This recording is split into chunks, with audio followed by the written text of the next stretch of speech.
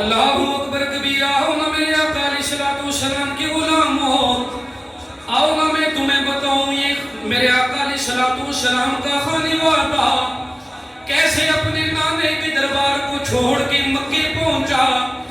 آقا علیہ الصلوۃ والسلام کے غلاموں، یہ ایک الگ داستان ہے۔ آقا علیہ الصلوۃ والسلام کے غلاموں، میرے امام علی مقام امام حسین رضی اللہ تعالیٰ عنہ نے کیسے نانے کے دربار پہ حاضری دی، یہ ایک الگ داستان ہے۔ کیسے میرے امام نے اپنے علی اکبر کو ذبح کروایا، یہ ایک الگ داستان ہے۔ کیسے میرے امام نے اپنے علی اصغر کو پیش کیا، یہ ایک الگ داستان ہے۔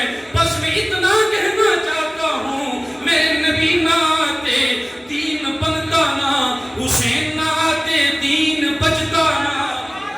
بس میں اتنا کہنا چاہوں گا، نبی آئے دین بن گیا، حسین آئے دین بچ گیا۔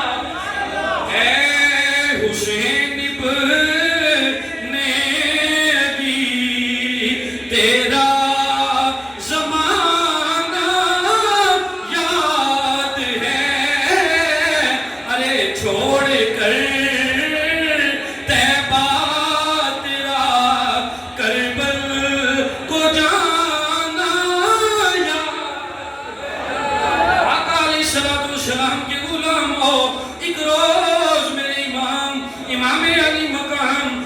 حسین رضی اللہ تعالیٰ عنہ کو میرے امام علی مقام امام حسین کو میرے آقا کریم نے اپنی گود میں لیا۔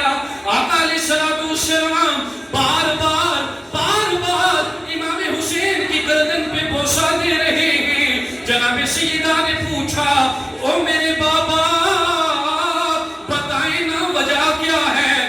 آگے آپ جب بھی حسین کو بوسہ دیتے، آپ بوسہ پیشانی پہ دیا کرتے تھے۔